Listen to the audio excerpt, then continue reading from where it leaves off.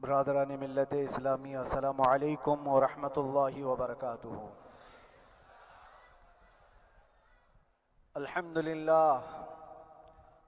للہ الحنان المنان الذي خلق الانسان وعلمه البيان، والصلاة والسلام على رسوله سید الانس والجان وعلى آلہ واصحابہ ذوی الخیر والاحسان، اما بعد فأعوذ بالله من الشيطان الرجيم، بسم الله الرحمن الرحيم، وقل جاء الحق وزهق الباطل إن الباطل كان زهوقا، صدق الله مولانا العظیم۔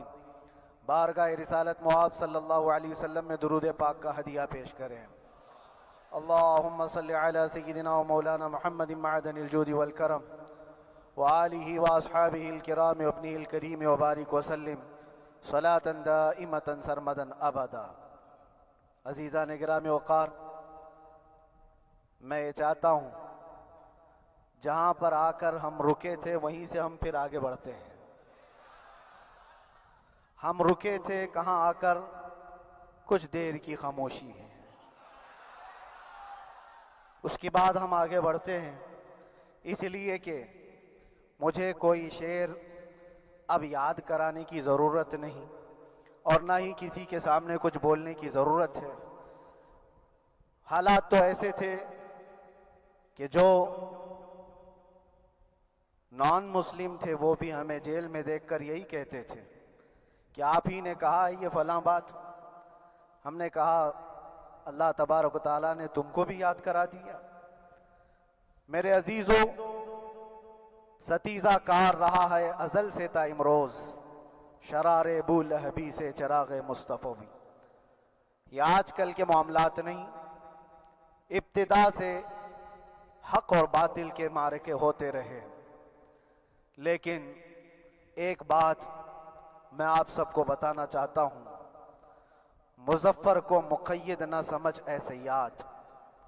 سیدنا مظفر حسین کچھوچھوی رحمت اللہ تعالیٰ علیہ جیل گئے تھے، قید میں تھے، تب انہوں نے یہ شعر کہا تھا کہ مظفر کو مقید نہ سمجھ اے سیاد، میری یہ اسیری بھی سنت آبائی ہے۔ میرے آبا و اجداد کی سنت ہے جس پر میں عمل کر کے آ رہا ہوں، میرے بزرگوں کی یہ سنت تھی۔ بہرحال جن کو جس راستے سے مجھے گزارنا تھا، لوگوں کے دلوں میں یہ ٹھنڈک تھی شاید کہ زبان بند کر کے چند دنوں کے لیے قید کر دیا جائے، مگر میرا عقیدہ یہ تھا کہ اللہ تبارک و تعالی جب تک چاہے کہ کوئی اس کے لیے پابندی نہیں لگا سکتا۔ وَإِن يَمْسَسْكَ اللَّهُ بِضُرٍّ فَلَا كَاشِفَ لَهُ إِلَّا هُوَ۔ رب تعالیٰ فرماتا ہے اگر اللہ تعالیٰ تمہیں کوئی مصیبت دے تو اس کے علاوہ کوئی ٹال نہیں سکتا۔ وَإِن يَمْسَسْكَ اللَّهُ بِخَيْرٍ فَلَا رَادَّ لِفَضْلِهِ، اور اللہ کسی کو بھلائی دے دے تو پھر اس کو روک بھی کوئی نہیں سکتا۔ مولا تبارک و تعالیٰ اگر کسی کو کوئی مقام عطا کر دے تو ہزاروں کیڑوں کے پھڑپڑانے سے وہ مقام ختم بھی نہیں ہو سکتا۔ اللہ تبارک و تعالیٰ جس کو بڑھانا چاہے اس کے لیے کوئی راستہ رکاوٹ نہیں بن سکتا۔ اس لیے کہ ہم نے تاریخ میں دیکھا ہے پیبند لگے کپڑے پہننے والے، پیروں میں چپل نہیں تھے، جن کے ناخن تک اکھڑ جاتے تھے، لیکن وہ جب چلتے تھے قیصر و کسریٰ بھی کانپتے تھے۔ جن کا ہی یہ نعرہ تھا ٹل نہ سکتے تھے جنگ میں اگر اڑ جاتے تھے، پاؤں شیروں کے بھی میدان سے اکھڑ جاتے تھے، حق سے سرکش ہوا کوئی تو بگڑ جاتے تھے، ارے تیغ کیا چیز ہے ہم توپ سے بھی لڑ جاتے تھے۔ یہ وہ صحابہ کرام اور اسلاف کرام، ان کا یہ معمول تھا۔ بظاہر ان کے پاس کوئی اسباب نہیں تھے لیکن اللہ کی مدد تھی، وہ پانی کی طرح بہتے ہوئے چلے گئے، نہ چٹانوں نے ان کا راستہ روکا، نہ دریاؤں نے ان کا راستہ روکا، وہ جس طرف سے جاتے تھے اللہ تعالیٰ ان کے لیے راستے بناتا تھا۔ عزیزان گرامی وقار، کون ہے وہ جو دریائے دجلہ میں اپنے گھوڑے دوڑائے تھے؟ کون ہے وہ جو دریا میں اپنی کشتیاں ڈال کر جلا دیا تھا کہ واپس جانے کا کوئی تصور نہ ہو؟ یہ سب میرے مصطفیٰ کریم کے دیوانوں کی ہی بات تھی۔ اسی لیے آج بھی دنیا گھبراتی ہے تو شانے لوگوں سے نہیں، دیوانوں سے ہی گھبراتی ہے۔ بہت زیادہ چالاک رہنے والوں سے نہیں، دیوانوں سے دنیا گھبراتی ہے، اس لیے کہ دنیا کو پتا ہے، دنیا جانتی ہے کہ دیوانہ کہاں دیکھتا ہے کسی کو پتا نہیں۔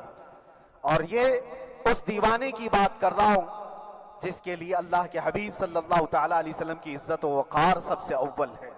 عزیزان گرامی وقار، آج آپ کے سامنے حاضر آیا، یہ میرے استاد گرامی، مربی، استاذ الاساتذہ، برادر گرامی حضرت العلامہ مفتی زبیر احمد صاحب قبلہ ادام اللہ اقبالہ، جنہوں نے دن رات ایک کر دیے تھے۔ میرے خیال سے 8 مہینے میں جتنے ان کے بال سفید ہوئے اس سے زیادہ نہیں ہوئے ہوں گے، صرف اس لیے نہیں کہ ایک بھائی کے لیے، اس لیے بھی لڑ رہے تھے کہ ایک عالم کے لیے جس سے دین کا بہت سارا حصہ وابستہ ہے۔ ان کی محنتیں رائگاں نہ گئیں۔ بہت سارے میرے احباب و اقربا، خاص طور پر مدن پورہ اور وکرولی سے، جنہوں نے اپنے گھر بار چھوڑ کر میرے لیے دوڑتے بھاگتے رہے، اللہ رب العزت اس بات کا شاہد ہے، ایک ایک دن اندر میں نے سب کے لیے دعائیں کی ہیں، اور ایسا نہیں کہ کوئی دن بھولا جاتا۔ اور باہر کی ہمیشہ یہ خبریں آتی رہتی ہیں کہ حالات کیسے کے کیسے ہوتے جا رہے ہیں۔ کبھی اگر گھبراہٹ اور بے چینی ہوتی تو میرے عزیزوں صرف ایک ہی بات ہمارے پاس تھی علاج کے لیے، ایک ہی علاج تھا۔ جب بے چینی بڑھ جاتی، اپنوں سے رابطہ نہیں ہو پاتا اور کسی کے خبر نہ پہنچتی، کھانے پینے کی تکلیفیں، رہنے سہنے کی مصیبتیں جب سر پر آتی تو ایک ہی علاج تھا، ان کے نثار کوئی کیسے ہی رنج میں ہو، ان کے نثار کوئی کیسے ہی رنج میں ہو، جب یاد آ گئے ہیں سب غم بھلا دیے ہیں، جب یاد آ گئے ہیں سب غم بھلا دیے ہیں۔ اس رسول محترم صلی اللہ تعالیٰ علیہ وسلم کا احسان عظیم ہے۔ بار بار مجھے یہ احساس ہوتا رہا، پوری دنیا اگر چھوڑ دے مگر یقین تھا آمنہ کا لال کبھی نہیں چھوڑے گا، اور چھوڑا بھی نہیں، اور چھوڑا بھی نہیں۔ ہر رات جو ہمارا معمول تھا، ہم نے جو دیکھا، ہماری پچھلی زندگی میں ہم نے اتنے عجائبات نہیں دیکھے ہوں گے جو 8 مہینے کے اندر ہم نے دیکھے۔ نبی پاک صلی اللہ تعالیٰ علیہ وسلم کے انعامات و اکرامات، رب تبارک و تعالیٰ کی مدد سے دل مضبوط ہوتا ہے۔ عزیزان گرامی، ہم نے تو وہاں ایسے لوگوں کو دیکھا جو ڈپریشن کا شکار ہو کر کافر بھی ہو گئے، اور حالات سے گھبرا کر کے وہ انکار کر بیٹھے، کوئی خدا نہیں ہے، کوئی مدد نہیں آتی ہے۔ ایسے حالات وہاں دیکھے، لیکن ان حالات میں بھی اللہ تبارک و تعالیٰ کی مدد ساتھ رہی۔ رسول پاک صلی اللہ تعالیٰ علیہ وسلم کا انعام و اکرام یہ تھا کہ جس طرح سے گئے تھے اسی طرح سے واپس بھی آئے، جس طرح سے گئے تھے ویسی واپس آئے، اور نہ میرے مصطفیٰ نے باہر میری عزت میں کمی کی، نہ اندر عزت میں کمی کی، کہیں پر بھی نہیں۔ الحمدللہ، جس شان کے ساتھ رسول پاک صلی اللہ تعالیٰ علیہ وسلم اپنے چاہنے والوں کو رکھتے ہیں، وہ میں نے دنیا میں دیکھا۔ اور پھر یہ عرض کیا، آقا آج آپ کی عزت پر بات کرنے والے کو چاہے وہ 1000 کال کوٹری کے اندر ہو، آپ عزت کے ساتھ بٹھاتے ہیں، تو پھر قیامت کے دن اس کی عزت کا کیا حال ہوگا؟ عرش حق ہے مسند رفعت رسول اللہ کی، دیکھنی ہے حشر میں عزت رسول اللہ کی۔ میرے عزیزو، ایک بات کو طے کر کے چلو، انہیں جانا انہیں مانا، نہ رکھا غیر سے کام، للہ الحمد میں دنیا سے مسلمان گیا۔ اس ایک بات میں جو عزت ہے، دنیا کے کسی مقام و منصب اور مرتبے میں عزت نہیں ہے۔ اور حالات دنیا انشاءاللہ میں سناتا رہوں گا۔ اللہ تبارک و تعالیٰ جب تک یہ زبان رکھا ہے، حق بولتے رہیں گے اور سناتے رہیں گے، اور بھی حالات آپ کو انشاءاللہ العزیز آگے سناتے رہیں گے۔ لیکن آج خصوصیت کے ساتھ میں جمعہ کے لیے اسی لیے حاضر آیا کہ یہاں کے لوگ پل پل یاد کرتے رہے۔ حضرت مجھے ہر بار خبر دیتے کہ جب نماز سے فارغ ہو کر کے میں نکلوں تو مجھے لوگ پکڑ لیتے، کیا ہوا، اب کیا خبر ہے؟ تو جس قدر آپ کی بے چینی تھی، بے قراری تھی، میرے عزیزو، مجھے بھی ملنے کی بے چینی اور بے قراری تھی، لیکن یہ ایک سٹیج تھا جس سے گزارا گیا ہے، ایک مقام تھا جس سے گزارا گیا۔ میں تو ایک نکما آدمی، میں تو ایک کم پڑا ہوا ہوں، لیکن آپ کو بزرگان دین کی اگر تاریخ پتہ ہو، امام اعظم ابو حنیفہ رضی اللہ تعالیٰ عنہ، جن کو ناحق جیل میں رکھا گیا تھا، امام موسیٰ کاظم رضی اللہ تعالیٰ 7 سال تک قید میں رہے۔ یہ کون امام موسیٰ کاظم؟ جن کے دربار میں جانے کے لیے غوث اعظم عبد القادر جیلانی رضی اللہ تعالیٰ 4 کلومیٹر دور اپنی چپل اتار دیا کرتے تھے۔ امام موسیٰ کاظم کا وہ دربار ہے جن کو باب الحوائج کہا جاتا ہے۔ اس امام کو 7 سال تک بغیر کسی قصور کے قید میں رکھا گیا، اور حد تو یہ ہے کہ اسی قید خانے میں زہر دے کر کے آپ کو مارا گیا ہے۔ آپ کا جنازہ جیل سے نکلا تھا۔ امام احمد بن حنبل جن کو 5 لاکھ حدیثیں یاد ہیں نبی پاک صلی اللہ تعالیٰ علیہ وسلم کی، بغداد کے سر بازار آپ کو ننگی پیٹھ پر کوڑے مارے گئے۔ آپ کو اندازہ ہے بزرگان دین کی ایک لمبی فہرست ہے۔ جب میں وہاں گیا تھا تو ایک بزرگ کی بڑی یاد آئی، وہ تھے حضرت مجدد الفسانی رضی اللہ تعالیٰ۔ اکبر جیسے ڈکٹیٹر کے سامنے، اس زمانے کے سب سے بڑے ڈکٹیٹر بادشاہ کے سامنے آپ نے حق بات کا اعلان کیا تھا۔ مجدد الفسانی رحمت اللہ تعالیٰ علیہ نے فرمایا تھا کہ اسلام نام سے جو دین ہوگا وہ محمد عربی کا لایا ہوا ہی دین ہوگا، کسی اور بادشاہ کا بنایا ہوا نہیں ہوگا۔ اس بات پر آپ کو قید میں ڈالا گیا تھا، 8 سال تک قید میں رکھا گیا۔ 8 سال میں بادشاہ مر بھی گیا، بیٹا بادشاہ بنا، لیکن کسی نے آ کر جہانگیر کے سامنے یہ بات رکھی کہ آپ کے باپ نے جس مولانا کو قید میں ڈالا تھا گوالیار کی جیل میں، 8 سال میں جیل کا نقشہ بدلا ہوا ہے۔ تو بادشاہ نے پوچھا ہوا کیا ہے؟ کہا کہ اس مولانا نے 8 سال میں تقریباً 700 قیدیوں کو عالم بنا دیا ہے۔ درس حدیث، درس تفسیر، قرآن کا علم، نمازیں جماعتوں سے وہاں اس طرح ادا ہوتی ہیں جیسے لگتا ہے گنبد خضرا کی چھاؤں میں ہے۔ رب تبارک و تعالیٰ کا یہ احسان عظیم تھا۔ ان 8 مہینوں میں بحمدہ تعالیٰ میں نے اپنی لائف میں کبھی اتنی امامت نہیں کی تھی جتنی وہاں امامت کیا، اس لیے کہ پابندی نہیں ہو پاتی۔ جب جب امام رہا مسجد میں چھٹیاں ہوا کرتی تھی، ادھر ادھر آنا جانا، لیکن وہاں پر کبھی کسی نماز میں چھٹی نہیں ہوئی۔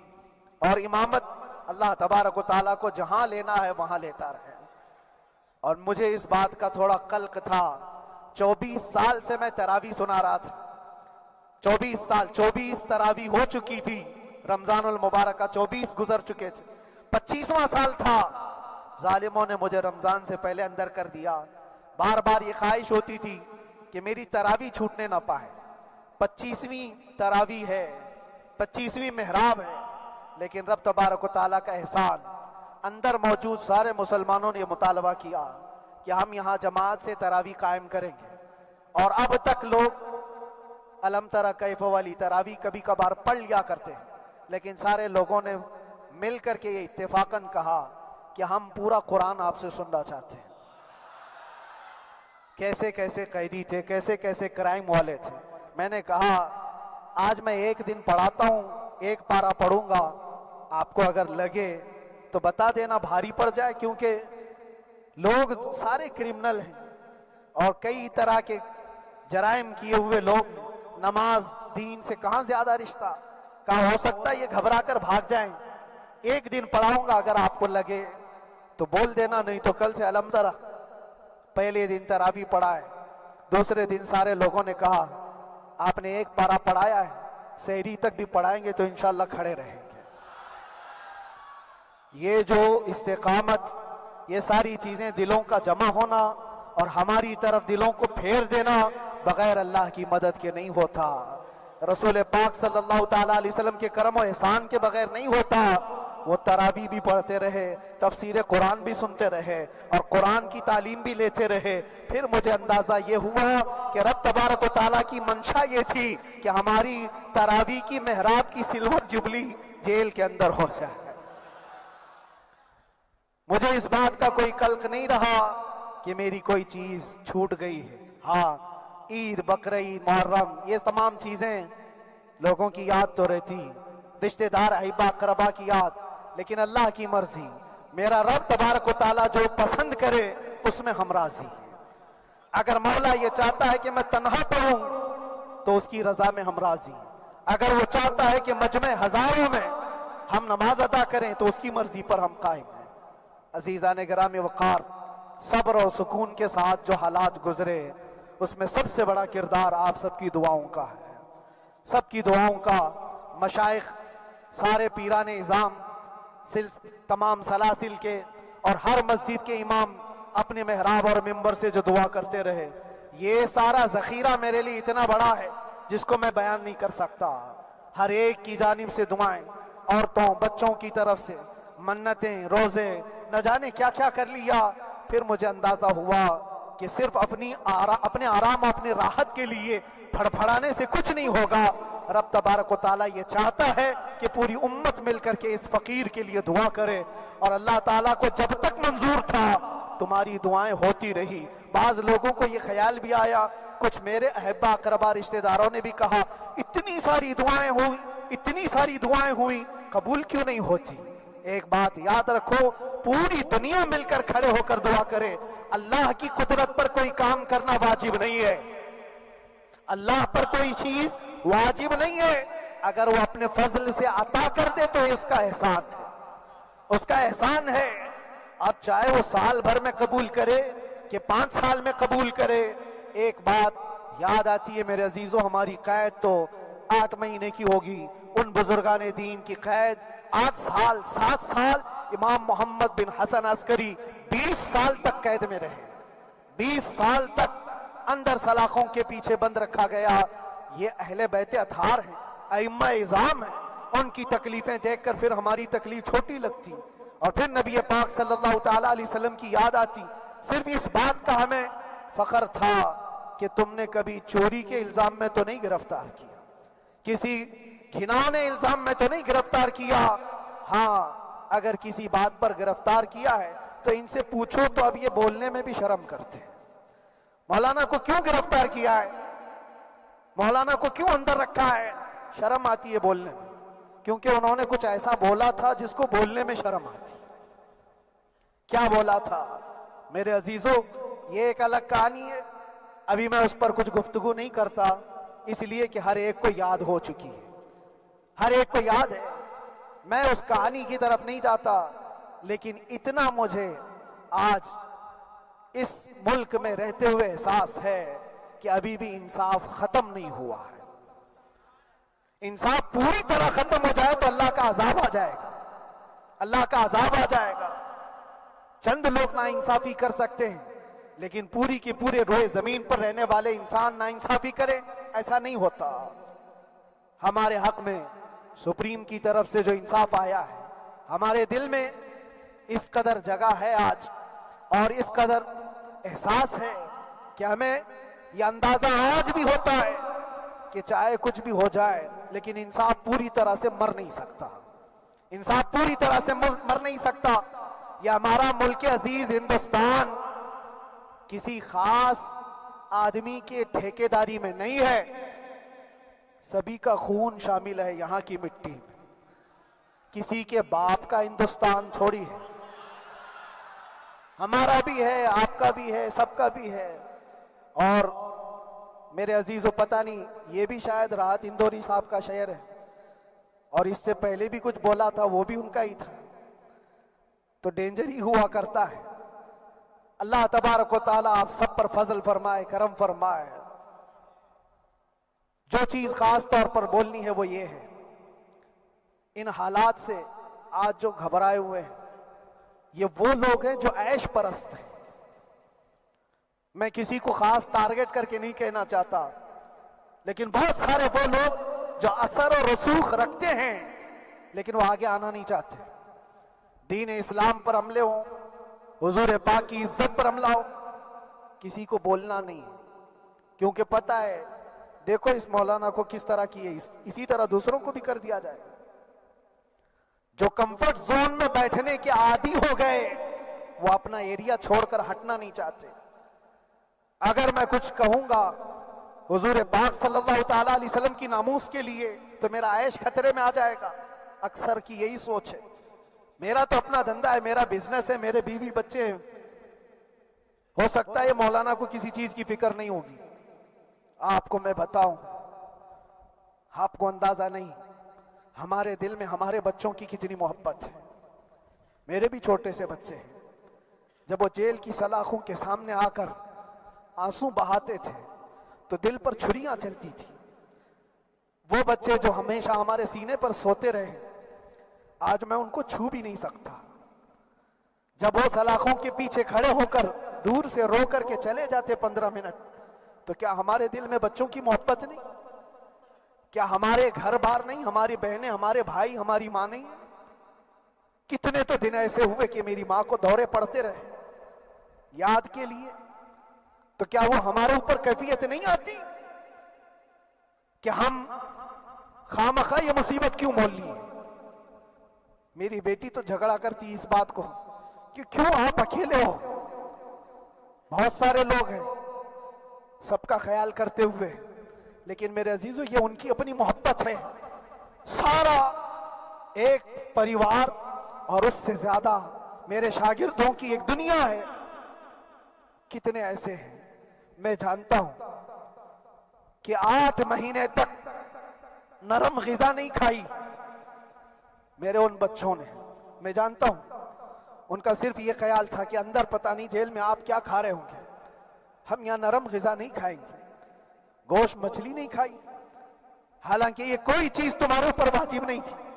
یہ حالات میں اس لیے بتا رہا ہوں میرے عزیز, کسی کے وہم و گمان میں اگر یہ ہے تو نکال دے کہ میرے آس پاس کچھ نہیں ہے, میں کسی کو چاہتا نہیں, یا میرے ساتھ محبتیں نہیں ہیں. کثرت سے محبت کرنے والے لوگ ہیں میرے پاس.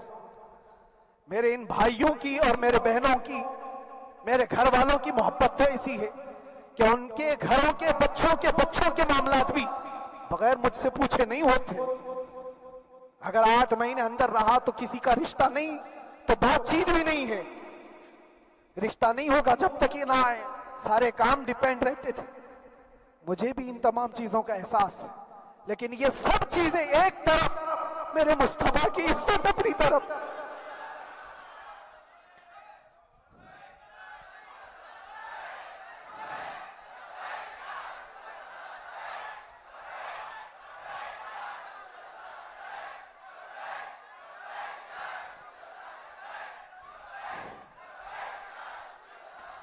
میرے عزیزوں,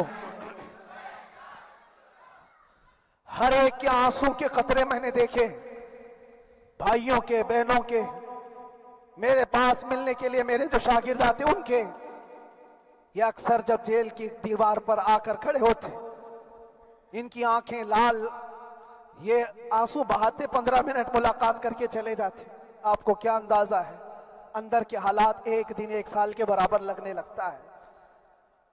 گھٹتے رہتے, لیکن ایک بات کا احساس بار بار ہوتا کہ یہ ساری محبتیں ایک طرف ہے, لیکن ہم جس کے لیے کھڑے ہوئے ہیں اس کی محبت میں کوئی سمجھوتا نہیں, اس کی محبت میں کوئی سمجھوتا نہیں.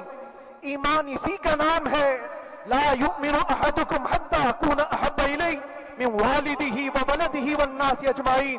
تم میں سے اس وقت تک کوئی پورا مومن نہیں ہو سکتا جب تک کہ اپنی اولاد, اپنے مال دولت, اپنے ماں باپ, سب سے زیادہ اپنے رسول سے محبت نہ کرے. دعا یہی کرتے رہو جب حضور پاک کا معاملہ آئے تو ساری دنیا ایک طرف ہو جائے. میں نے ایک واقعہ پڑھا تھا اندر ہی, حضرت خالد بن ولید رضی اللہ تعالیٰ ایک قلعے پر اچانک حملہ آور ہوئے تھے. وہ قلعے میں موجود جو دشمنان اسلام تھے ان کی پارٹی چل رہی تھی.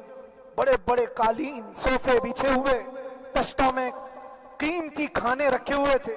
خالد بن ولید کے ساتھ جو لشکر ہے, یہ تو وہ غریب صحابہ تھے جو پیون لگے کپڑے پہنتے, ایک کھجور پر پورا دن گزارتے. جب یہ اس قلعے پر حملہ آور ہوئے تو دشمنان اسلام جو تھے وہ مقابلہ کرنے کی ہمت نہ جٹا سکے, بھاگ گئے. سارا مال سب چھوڑ کر بھاگ گئے, بغیر کسی جنگ کے, بغیر کسی قتل قتال کے پورا قلعہ فتح کیا خالد بن ولید. اب سنو, جو صحابہ تھے وہ مال غنیمت جمع کر رہے تھے, کیونکہ یہ عرب کے لوگ ایسے مہنگے قالین نہیں دیکھے تھے, ایسے مہنگے صوفے, اتنی قیمتی غذائیں انہوں نے دیکھی نہیں تھی. سب جمع کرنے لگے. خالد بن ولید نے کہا, خبردار, ہاتھ مت لگانا, سب ہٹ جاؤ. سب ہٹ گئے. چند صحابہ کو بلایا, یہ سب جمع کرو, اس کو آگ لگا دو. پورا مال غنیمت جو تھا آگ لگا دیا. تو جو صحابہ تھے وہ کہنے لگے, کیا یہ اچھا ہوتا یہ سب میں آپ تقسیم کر دیتے؟ یہ بہت قیمتی چیزیں ہیں، عرب میں ہم لے جاتے تو یہ بہت مہنگی چیزیں ہیں۔ خالد بن ولید نے کیا کہا جانتے ہو؟ کہا اگر تم کو بھی ان تمام چیزوں کی عادت لگ جائے تو تم بھی ویسے ہی بھاگو گے جیسے یہ بھاگے۔ یہ آج جو ہمارا مقابلہ کرنے کی طاقت نہ لا سکے اور بھاگ گئے، اس کی وجہ یہ ہے کہ وہ عیش پرست ہے، عیاشی ان کے اندر تھی جس کی وجہ سے وہ کھڑے نہ ہو سکے، اور جب یہ عیاشی آئے گی تم کھڑے نہیں ہو سکو گے، کھڑے نہیں ہو سکو گے۔ آج میں یہی بات دہرانا چاہتا ہوں، جو بہت بڑے چہرے لے کر بیٹھے ہوئے ہوں، وہ سیاسی اثر اور رسوخ رکھنے والے بھی کمفرٹ زون میں رہنا چاہتے ہیں۔ میں چند لوگوں کو چھوڑ کر کہہ رہا ہوں، اکثر کا حال یہ وہ سوچتے ہیں کہ ہمارے اس دائرے سے نکلیں گے تو ہمارا عیش خطرے میں آ جائے گا، گھر بار خطرے میں آ جائے گا۔ یہ دنیا کی محبت انسان کو بزدل بناتی ہے، بزدل بناتی ہے۔ اس لیے میرے عزیزو، آپ جب کبھی یہ بات آئے، ایک طرف میرا پورا خاندان، ایک طرف میرے عیش کی زندگی اور ایک طرف رسول پاک کی عزت کا معاملہ، تو آپ مجھے بتاؤ آپ کس بات کا فیصلہ لیں گے؟ اسی بات کا فیصلہ لینا ہوگا نبی پاک صلی اللہ تعالیٰ علیہ وسلم کی عزت کی خاطر تمہیں اس بات کا فیصلہ لینا ہوگا۔ اپنا سب کچھ گنبد خضرا کل بھی تھا آپ، میرے نبی سے میرا رشتہ کل بھی تھا آپ، اور بتلا دو گستاخ نبی کو غیرت سنی زندہ ہے، ان پہ مر مٹنے کا جذبہ کل بھی تھا آپ۔ بس یہ جذبہ باقی رہے۔ ہم کسی کو لڑنے کے لیے، مرنے کے لیے، مارنے کے لیے میدانوں میں اتارنے کی بات نہیں کرتے۔ میں اکثر اپنی تقریروں میں کہا کرتا ہوں، یا آپ سے پہلے بھی کیا، اگرچہ میری تقریروں کو ڈائیورٹ کیا جاتا ہے، آج بھی بہت لوگ ہوں گے، بلکہ آج مدن پورہ کا یہ پہلا جمعہ ہے، مجھے اندازہ ہے پورا ہندوستان نہیں باہر بھی سب کی نظریں اس پار ہیں کہ آنے کے بعد یہ کیا بولتا ہے، آنے کے بعد یہ کیا بولتا ہے۔ سب اسی انتظار میں ہیں۔ میں سب کو ایک ہی میسج دوں گا، آنے کے بعد وہی بولے گا جو پہلے بولتا تھا۔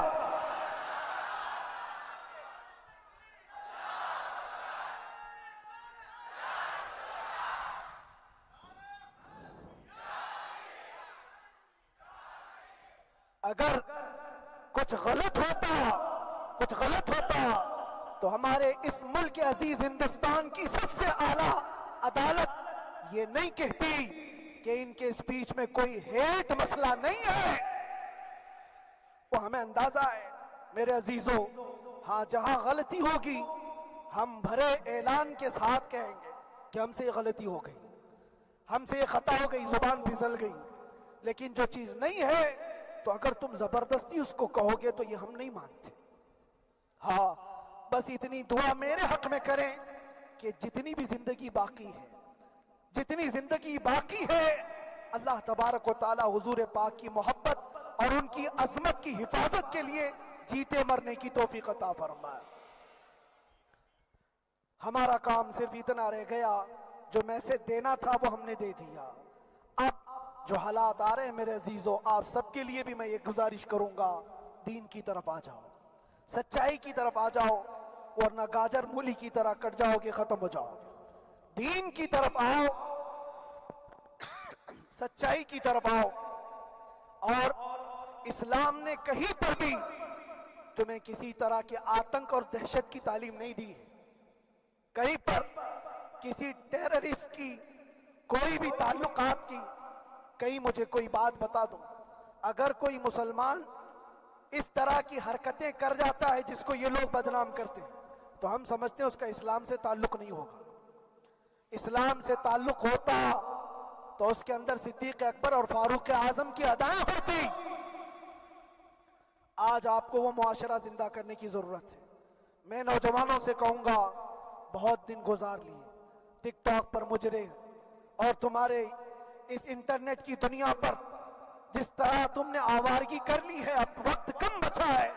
آ جاؤ میرے نبی پاک کی گنبد کی چھاؤں میں، عزت وہیں پر ہے، انہی کے قدموں میں عزت ہے، اور یہاں پر بھی ہے اور آخرت میں بھی ہے۔ آخرت میں بھی ہے. بس اس عزت کے لیے آپ سب سے میں گزارش یہ کروں گا، سچائی کی طرف واپس آ جاؤ، سچائی کی طرف واپس آ جاؤ. جو تمہاری نمازیں باقی ہیں اس کو پوری کر لو، اس سے پہلے کہ دنیا تم پر نماز پڑھ دے، اس سے پہلے کہ تمہارے جنازے کی نماز پڑھی جائے اپنی نمازیں کمپلیٹ کر لو. اور علماء ذوی الاحترام کا ادب و احترام اپنے اندر رکھو.